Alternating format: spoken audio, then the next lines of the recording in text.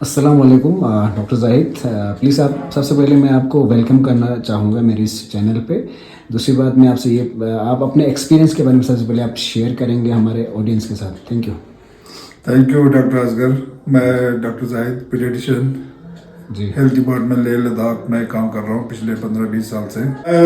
DCH किया 2006 में, फिर DNB किया 2010 में दिल्ली से। दिल्ली में मैं 3-4 साल काम किया। फिर मैं यहाँ लेह लद्दाख में काम कर रहा हूँ। फिर मैं रॉयल कॉलेज लंदन से पीडियाट्रिक्स में MRCPCH किया जी जी। और मुझे NHS UK में भी 6-8 महीने काम करने का अवसर प्राप्त हुआ। जी जी जी।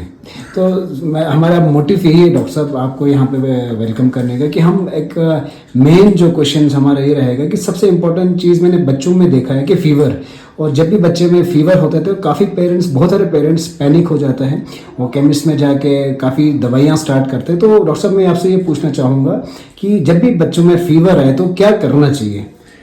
जी, ये आपने अच्छा क्वेश्चन पूछा। तो फीवर जो है one of the commonest problem होती है बच्चों में, जिसकी वजह से बच्चे हॉस्पिटल में, OPD में या क्लिनिक्स पे पेरेंट्स लेके आते हैं जी। अदर देन गैस्ट्रोएंटेराइटिस या कफ। जी। तो सबसे पहले हमें यह सोचना है कि फीवर कब बोलेंगे और किस टाइम बोलेंगे। जी। आपको खुद पता है कि बॉडी टेम्परेचर जो है, जिसका डायurnal वेरिएशन होता है जी। कि सुबह थोड़ा बॉडी थोड़ा कोल्ड फील होगा और शाम को थोड़ा हॉट फील होगा। राइट। जनरली हम फीवर बोलते हैं कि अगर आप एक्सिलरी टेम्परेचर जो है 37.5 से ज़्यादा या 99.6 फ़ारेनहाइट से ज़्यादा, जी। 37.5 सेंटीग्रेड से ज़्यादा टेम्परेचर हो, उसको हम जो है फीवर बोलते हैं बच्चों में। राइट। तो वैसे तो fever is a friend not foe, right. कि मोस्ट ऑफ द टाइम बच्चों में फीवर जो है वायरल इन्फेक्शन की वजह से होती है। बिल्कुल। तो सीजनल वायरल इन्फेक्शन आपको पता है, कफ, कोल्ड, अपर रेस्पिरेटरी इन्फेक्शन या पेट में इन्फेक्शन, ये सब 80% 90% बच्चों में वायरल इन्फेक्शन होती है, सेल्फ रिजॉल्व। जी, जो खुद सेल्फ रिजॉल्व होती है। जी। तो इसमें मैं ये पूछना चाहूंगा कि बहुत सारे पेरेंट्स होते हैं ना कि 2-3 दिन के बाद फीवर नहीं टूटता है तो वो एंटीबायोटिक स्टार्ट करते हैं। तो इसमें वेट कितना करना चाहिए ताकि हम एंटीबायोटिक इसमें जो स्टार्ट करना होता है बैक्टीरियल इन्फेक्शन के लिए? हाँ जी, ये बड़ा सही अच्छा क्वेश्चन है। एक तो सबसे पहले हमें फीवर को डॉक्यूमेंट करना है, एक्चुअली टेम्परेचर जो बेस्ट सूटेड होता है। अदरवाइज हालांकि तो रेक्टल टेम्परेचर बेस्ट मेथड है जी। तो वायरल फीवर और बैक्टीरियल फीवर में डिफरेंशिएशन हम कैसे करेंगे? वायरल फीवर भी और बैक्टीरियल फीवर भी दोनों जो है हाई ग्रेड से स्टार्ट हो सकता है। राइट। बैक्टीरियल फीवर जो है जनरली जो है फर्स्ट 1-2 डेज में या 3 डेज में लोकलाइज नहीं होता है। आपको पता है कि बैक्टीरियल इन्फेक्शन लोकलाइज होते हैं, जैसे टॉन्सिलाइटिस है, आपका ओटाइटिस मीडिया है, कोलाइटिस है, डायसेंट्री है, ये सब। तो वायरल इन्फेक्शंस आपको जनरलाइज होते हैं, जिसमें बच्चे को GI सिम्टम्स भी होते हैं, diarrhoea, pain abdomen, cough cold भी होगा, कान में भी दर्द होगा, बॉडी एक भी होगा। तो ये एक पॉइंट होती है डिफरेंशिएशन का।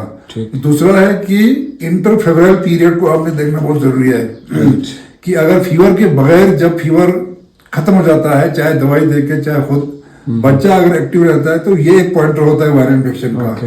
बैक्टीरियल इन्फेक्शन जो है वो बच्चा इंटरफेब्रल पीरियड में भी बच्चा थोड़ा सुस्त, क्रैंकी और जो है लेथार्जिक टाइप का रहता है। तीसरा एक डिफरेंशिएशन ये है कि by day 3, day 4 viral infection जो है खुद ब खुद सेल्फ रिजॉल्विंग और खत्म हो जाता है, और बैक्टीरियल इन्फेक्शन जो है डे 3, डे 4 पे लोकलाइज हो जाता है, और वो फिर सिम्टम्स आपको टॉन्सिल में या ओटाइटिस मीडिया या कहीं डायसेंट्री इस तरह से या UTI के सिम्टम्स आने लगेंगे।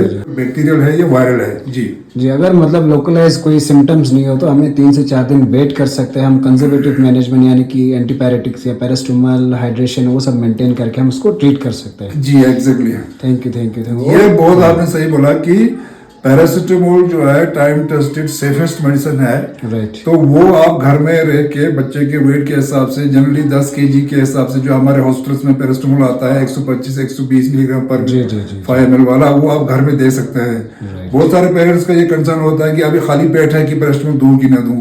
तो खाली पेट है तब भी आप दे सकते हैं, ठीक है जी। और बच्चों को पैरासिटामोल दे के 45 मिनट्स में अगर फीवर डाउन नहीं हो रहा है तो आप जो है ल्यूकॉर्म वाटर से बॉडी को स्पॉन्जिंग कर सकते हैं बच्चे को। तो घबराने की बिल्कुल जरूरत नहीं है। जैसे मैंने बोला, fever is a friend not foe. Fever अपना जो है, हमें यह देखना है कि फीवर का कारण क्या है। Right. Thank you so much doctor साहब, thank you so much for your precious time. Next time हम इंशाल्लाह दोबारा एक वीडियो बनाएंगे रिगार्डिंग डायरिया के बारे में, लूज मोशन यानी